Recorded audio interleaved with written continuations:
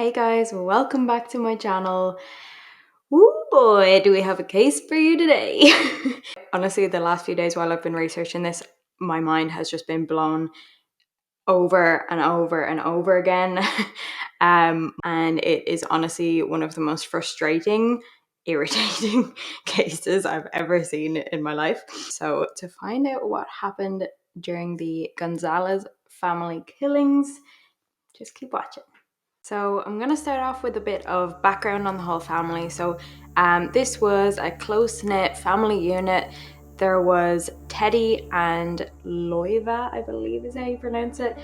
And in 1980, their son Seth Gonzales was born. And in 1983, 3 years later, Claudine Gonzales was born, which was Seth's obviously younger sister.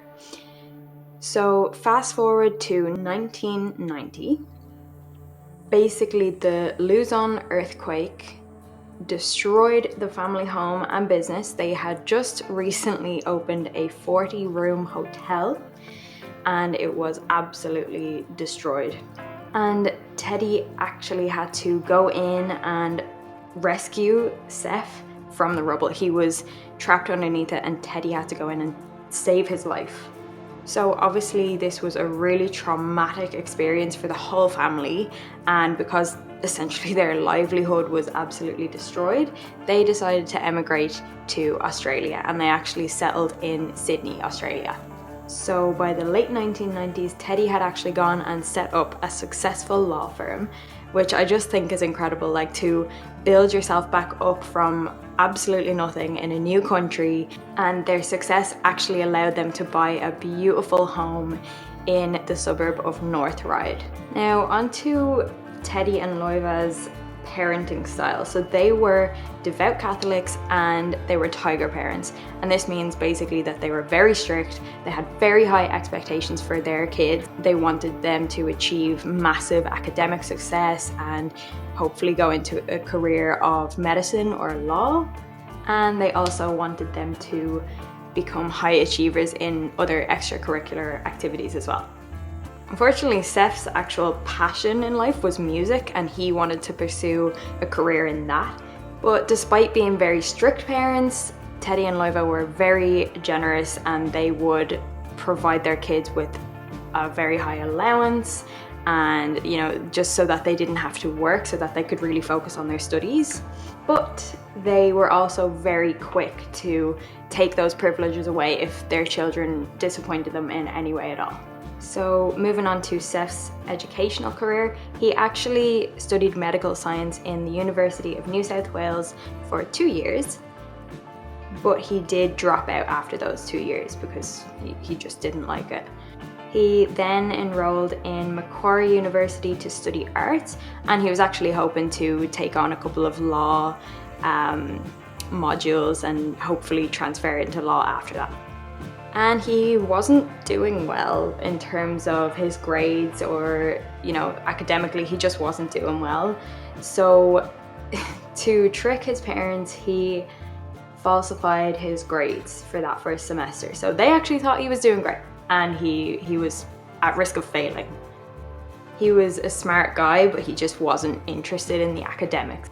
And like I said, he actually dreamed of success in other areas of life, such as music, and he also wanted to be a model and a successful businessman. And he lied to his peers, saying that he was a Calvin Klein model back in the Philippines. And as support, a family friend called Daisy Diaz actually set up a fan page as a tribute to Seth and his modeling career and his music and everything. So there was, modeling pictures of him on that website.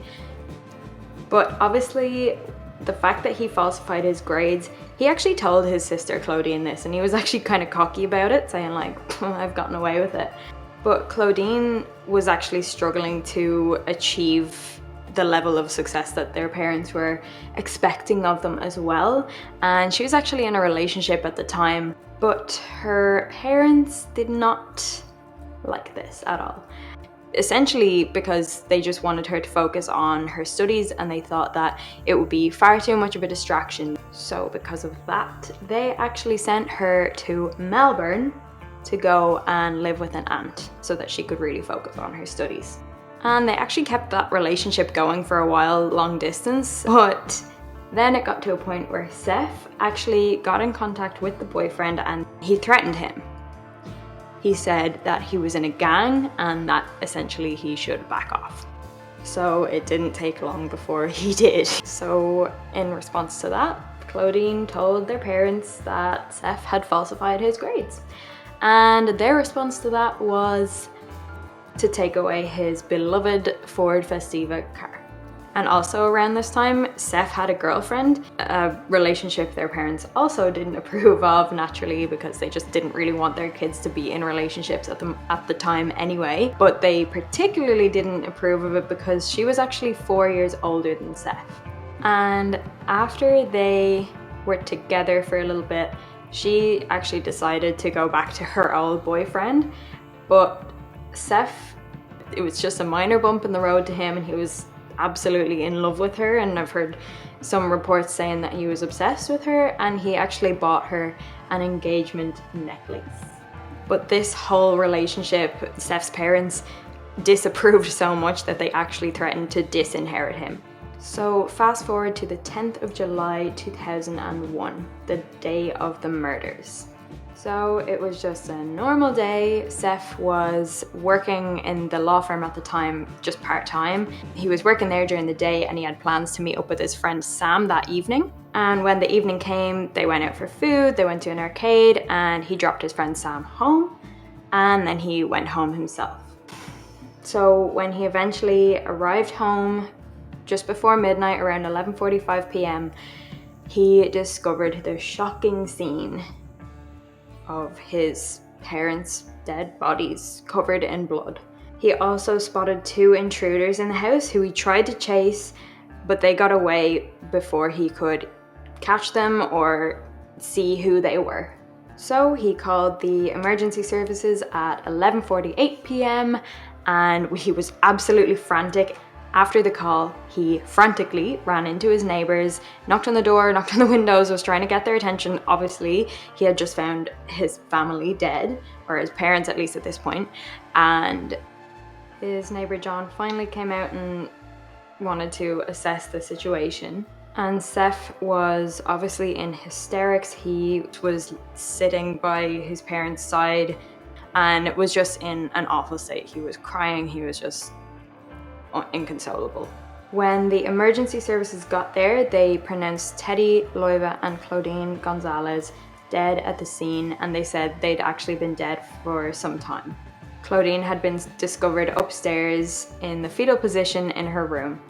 They also found at the scene a big message spray painted on the wall saying "F you Asians," and it was signed KKK. So this is gonna be a little graphic, so if you have any issue with violence or anything like that, I'm gonna put a little timestamp so you can skip ahead. So what happened was around 4:30 p.m, Claudine was studying in her room and she was attacked.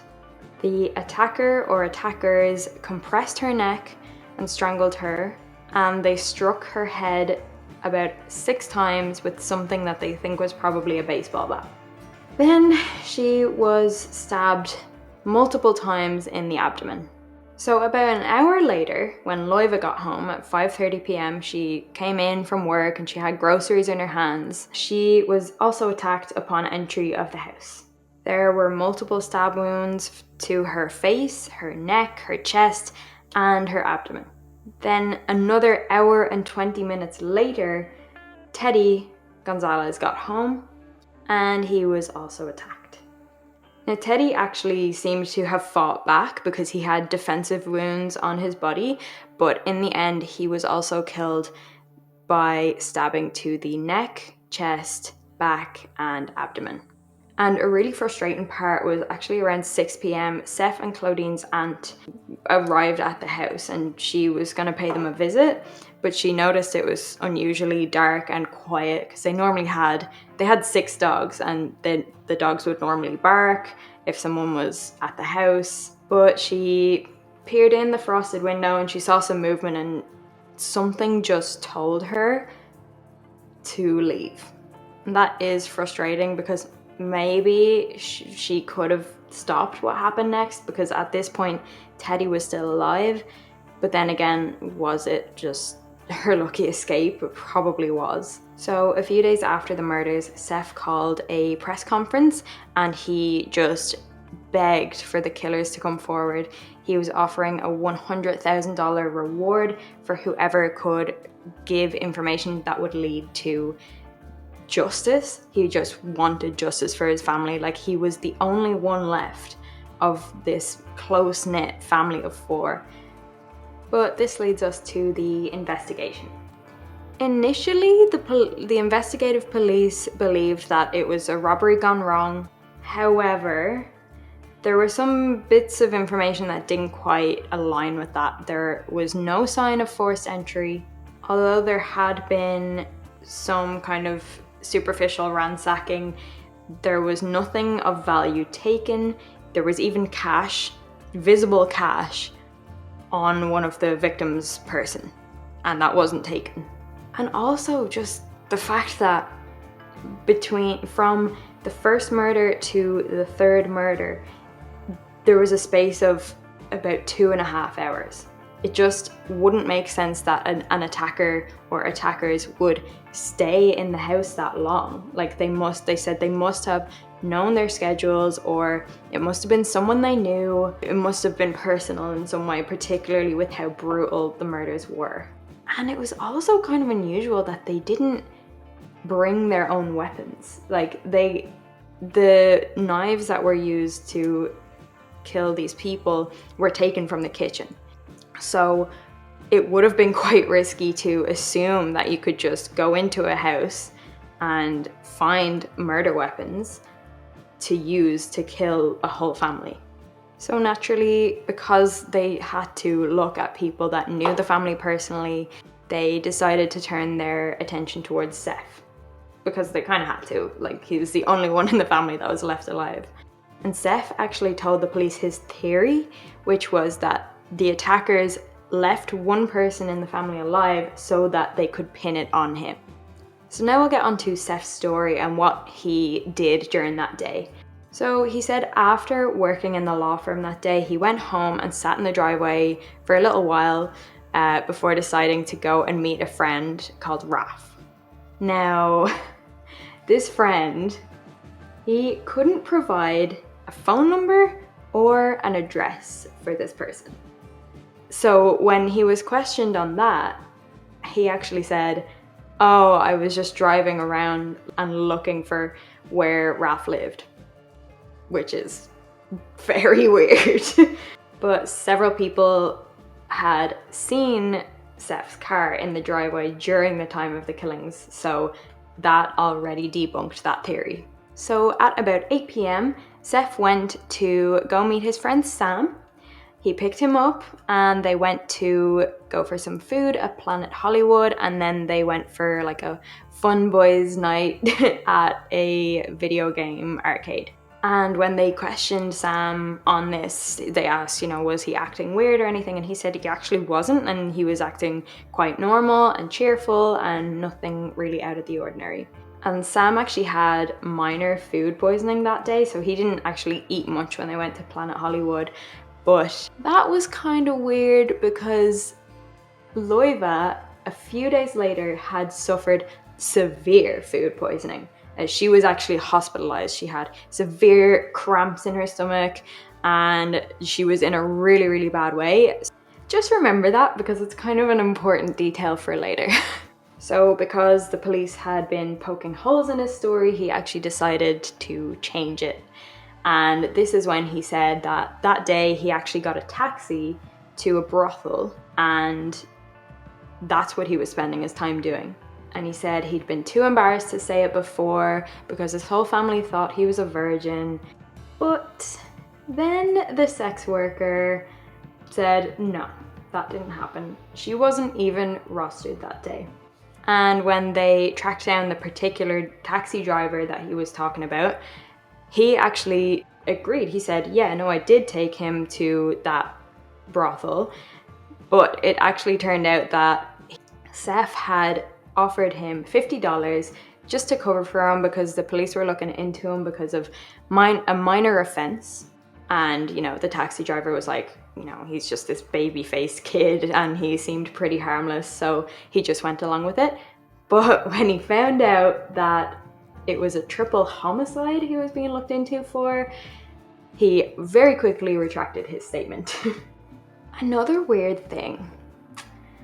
A few days after the murders, Seth actually paid a visit to the family's accountant, inquiring about his inheritance.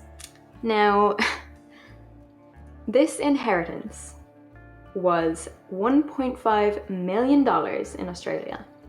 And as a victim of the crime, he was actually eligible for a $15,000 payout. So that's when he moved to a lovely apartment in Chatswood, which I can tell you now would not have been cheap. And he put a deposit down on a $173,000 Lexus. He actually traded in both of his parents' cars and got $68,000 for them. And he pawned his dead mother's jewelry. Now, to make matters even more, Seth contacted his godmother in the Philippines and told her that he had a brain tumor and that he needed $190,000 for the surgery. Now, luckily, she didn't give it to him because this was not true. He did not have a brain tumor. 10 days after the murders, the family had a combined funeral and Seth gave the eulogy, and he also sang One Sweet Day. He was getting everybody's sympathy. Okay, I'm gonna bring it back to the poison situation.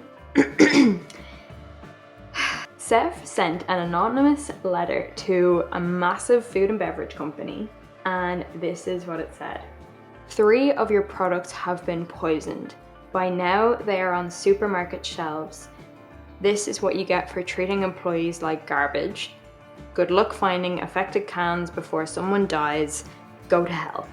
So you already have to be out of your mind to send a letter like that.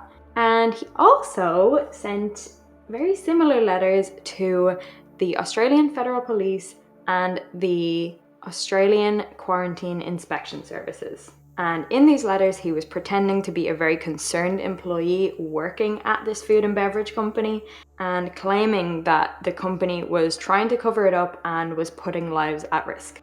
Now, little did he know, he actually left a fingerprint on one of these letters.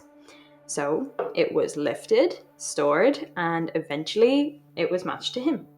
So I do want to go back to Seth's story a little bit. The police really noticed an emotional detachment when Seth was explaining his version of events. So the police found Seth's clothes that had spray paint on them, the exact same spray paint that was found on the walls and found in the family's garage. And they found a shoebox in his room which matched the size and style of the shoes that were worn during the murders. That's all I'm saying. So they searched his internet records, they started recording his phone calls, and the best part, they actually got an undercover policeman to befriend Seth and just kind of suss him out. So Seth had also tried to fabricate an email to throw Teddy's business rival under the bus and make it look like he was the one that had a motive to murder this whole family. But because they were looking into his internet searches, that's when they found evidence of him researching poison. They found previous orders of toxic plant seeds, and they also found a canister of water mixed with some of these seeds under his bed. And all of this kind of explained why Loiva would have been so sick with food poisoning only a couple of days prior. So finally, on the 13th of June 2002, Seth Gonzales was arrested. So that brings me to what actually happened on the 10th of July 2001. And I just want to say, Seth was only 20 years old at this point. So, Seth left the law firm at about 4 p.m. and arrived home at about 4:30. He brought in a baseball bat from his car, went and got 2 of the kitchen knives from the kitchen, and he went straight upstairs to attack his sister Claudine, who was just innocently studying in her room. Seth was the one who strangled her and compressed her neck. He was the one who struck her at least 6 times with a baseball bat and who stabbed her several times in the abdomen. Then he waited in the house for about an hour until Loiva came home at 5:30. And upon entering the house, Seth was the one to attack her. He stabbed her multiple times with one of the kitchen knives and left her for dead. That's when he waited for another hour and 20 minutes until Teddy got home. When Teddy got home, Seth was the one to attack him. Obviously, Teddy did try to fight back, but unfortunately, Seth won the battle and stabbed him multiple times and killed him. So Seth was the one to murder his whole family. Of course, then he disposed of his clothes and his shoes and spray painted F off Asians, KKK, on the wall to make it look like a hate crime. But which, by the way, the police never fell for that. They always knew that it was a red herring, but it was just part of Seth's plan to manipulate the entire situation. Side note, remember I told you about Daisy Diaz, who ran the fan page for Seth? Well, Daisy never existed. It was all Seth. So, Seth Gonzales was charged with 3 counts of murder and 1 count of threatening product contamination. And during this time, he was refused bail and denied access to the family's estate to pay for the lawyers and stuff like that. During the trial, it was revealed that Seth had actually been planning these murders for months. And yes, it was an attempt to kill his mother the week before. The trial also revealed that he was a pathological liar because he had been lying to his friends, his family, the police, and it was found that his motive for killing his family was the fact that he knew he was performing poorly in his college degree, and he thought that his parents were going to take away his car. And on top of that, he thought they were going to disinherit him, and he knew what the inheritance would be if his parents did pass away. Which, by the way, he wanted to be the sole heir of that inheritance. He was, of course, convicted of all 4 charges, and he's now serving 3 life sentences in the Goulburn Correctional Facility.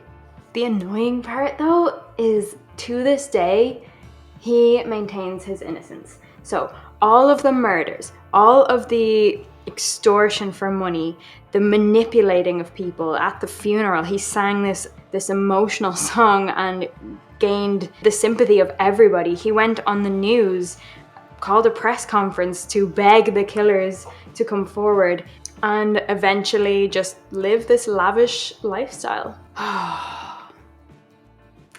That brings me to the end of this case. Whew! Was that not a roller coaster? For as long as I've been interested in true crime, I don't think I've ever been so angered by a case in my life. Look, justice was served. He's gone now and he will never hurt anybody again. So thank you for watching this video, guys. I really would love to know your thoughts on this one. Did this anger you as much as it angered me? The fact that this guy just thought he was going to get away with all this crap. Please like and subscribe, and don't forget to hit the little bell. I will be uploading every Friday at 3 p.m. And yeah, until the next time, thanks for watching. See you in the next one.